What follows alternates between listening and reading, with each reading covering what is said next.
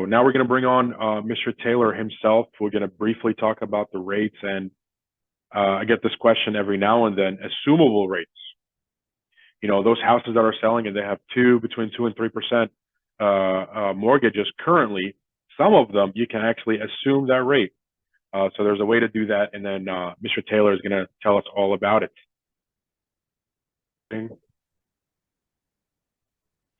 All right, we got our man in the field. Well, I guess actually I'm the man in the field. You're the man at the controls. Yeah, there we go.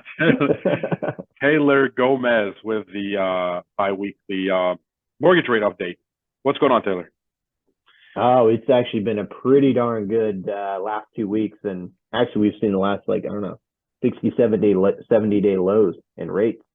No, so last week, I think it was last week, CPI numbers came out favorable, which finally we got some good news coming out. And that turned the mortgage rate upside down in a good way. Yeah. So the mortgage-backed security market shot up. People started putting money in it. We had a major increase, 200 basis point increase. The 10-year Treasury note went down below 4, and it's staying below 4. And actually right now, let's see where we're at. 3.68. We love that number to be low. So we want the Treasury note to the 10-year note to be low, and the uniform mortgage-backed securities, we're looking at 30-year note. We want that number to go up. So we're at 100.73%, which is awesome. Nice. So what does that mean? That means the rates come down. There's more liquidity in it. People are putting their money in bonds. That's good for you as the buyers. Also, the Fed increased the prime rate. But look what happened to the mortgage rates. They came down.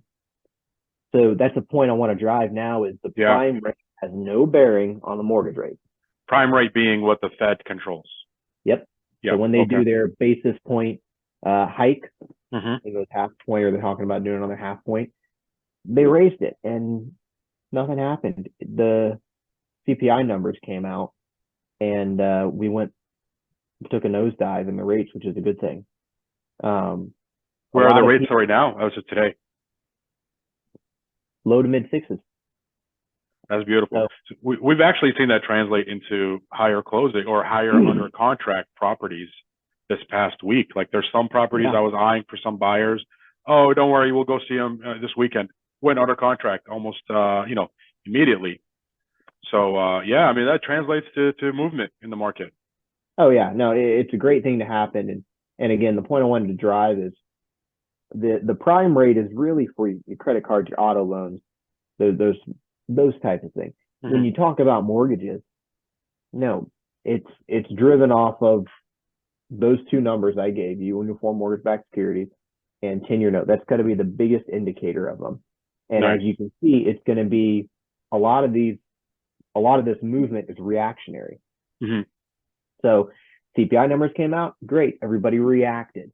Fed raised the rates, the reaction wasn't that drastic because hey, CPI, consumer price index, looks okay. Yeah. Well, so this is the reason, I guess, why we do them so often. Why we do these so often is because, changes happen daily, really. And, I mean, I tell you right now, low to mid sixes, but I mean, that's just your general kind of 10% down deal. I mean, we've got products right now that'll get you into the 5s. Wow. So it's all going to depend on your scenario. So there really is that's just kind of a general number, but with you as an individual or you as a couple, it's going to be different. It's going to be better or worse than that because we're looking at all sorts of factors, just to name a few: credit score, your debt to income, and the sales price and what you're putting down. Those are some big factors right there. Well, here's a big factor that's kind of playing in the market right now is assumable rates, and kind of the topic of the day here. So assumable rates. Give us a quick breakdown on what they are and why they're attractive right now. Perfect. Big disclaimer here. Assumable rates have to do with servicers. I'm a loan officer, mortgage banker, correspondent lender. What we do is we help you secure a loan with one of the 40, 50 plus investors we've got. We take you all the way through underwriting, processing, and initially fund that loan. Then what we do, along with probably 98% of mortgage companies, is we turn around and sell that loan on the secondary market. And we sell that to the servicer. Now, nothing changes on your end. The only thing that you'll notice is, hey, change the service letter, make your payments to this person now, set it up online, whatever. And then that's it. So your rate, your loan amount, PMI, if you have it, all that remains the same. Nothing changed. Just a different servicer. Right. The reason I bring that up is when we talk about Assumable, which right now, big talk, you've got VA assumable loans. Here's something a lot of people probably don't know is some FHA contracts can be assumable.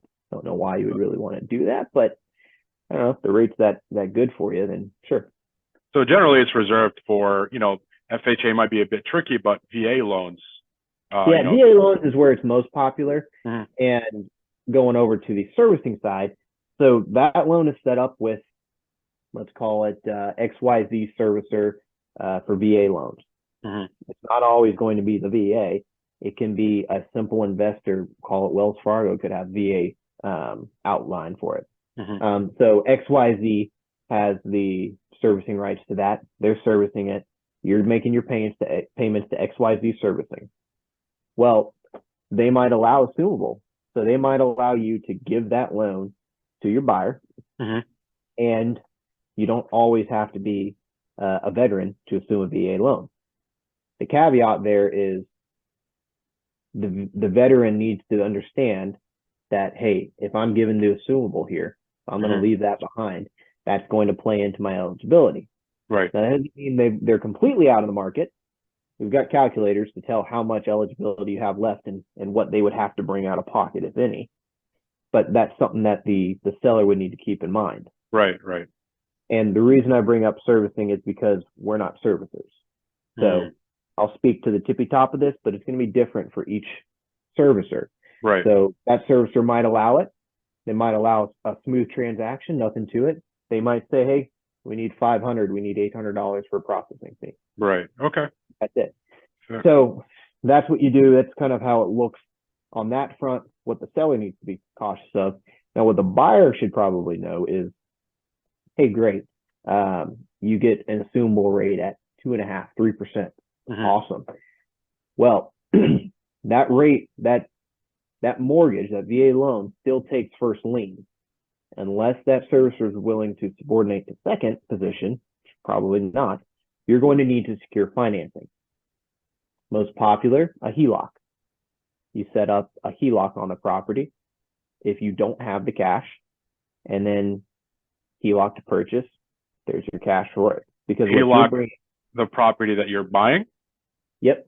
Oh, so you can set up a HELOC on that on the buy side. We're not HELOC providers either. Right. We have done simultaneous HELOC and first mortgage with us, so we've done that before. But we don't do the HELOCs. We outsource them to trusted partners. So that's one way you could get it. The other way is if you do have the delta, the difference in equity. So for instance, they owe $300,000 on the home. The home's worth $400,000 and they're putting it up on the market. You purchase it for $400,000. Okay, great. You've got to come to the table with that delta, which is $100,000. Right. So whether that's in cash or it could be even smaller than that. It could be 50 if they bought it last year. Right. That's where it could make sense. Right. Call it 50,000. You would either have that in cash. You could get some other kind of financing, maybe a HELOC. That's how you would have to go forward with it because you couldn't go through the normal route of financing and yeah, because we're not gonna 9 times out of 10 we're not gonna take second lien. We're gonna be first lien position on the property, first lien, first mortgage position. Got it. Okay, so I mean, look, it's a creative way of taking on a home. Probably fairly rare. You won't see it often, but hey, it might be a good idea to inquire into it and see if it's something that works. I've actually seen one in the last year, so it's out there. But again, we don't have anything to do with it. The client was talking to us about it, like, hey, that's great. You're going to want to reach out to them, see what their guidelines, what their process is, because that is completely outside of what we do. That we don't even have the guidelines for it. That's the servicing and a servicing question and process. Got it. Fair enough. Well, we did a quick rundown of some news earlier, and now we've got the mortgage update. Things are looking up. Things are looking up. yeah. Looks like Yeah, inflation numbers are down, and what the Fed's been doing this last year has probably been working. So yeah, I think the Fed's gone a little aggressive, a little hard and fast off the bat because a lot of this stuff is going to be lag effect. So what they did a week or two ago, it's not going to take effect for a couple months. So everything they're doing, the first couple hikes are now taking effect. right. So hopefully they reel it back in next year, so we don't end up doing this zigzag thing again. Right. We need to reel it back in because we don't want to go down deep again. I don't think we're going to see twos for a long time. I don't really know if that's healthy for the market. I think in the 4 and 5s is a good, healthy place to be. Right. A Absolutely. sustainable place. But and here's the kicker, Taylor, and tell me if I'm wrong here. We don't have a crystal ball. We don't know what's going to happen. Yep. So I'll prep it. I'll go ahead and end all that with history has shown this. History has proven.